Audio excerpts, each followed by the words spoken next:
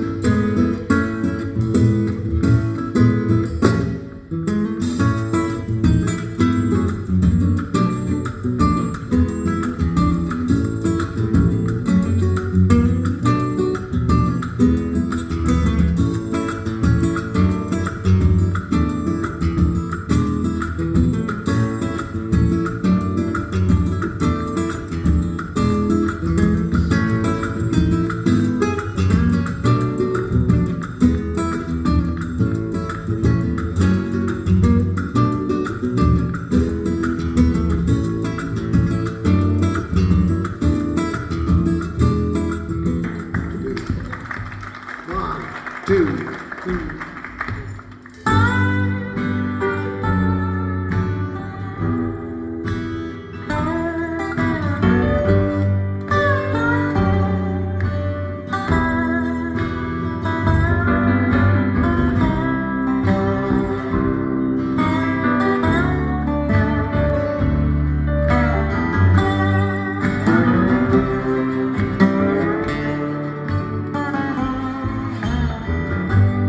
Lately I've been running on faith.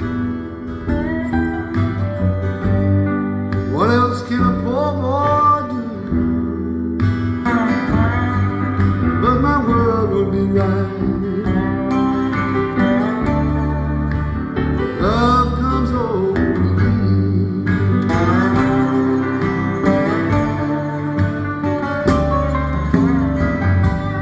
Lately I've been talking in my sleep.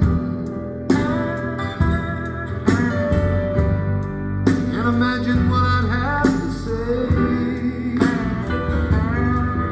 Said my world would be right.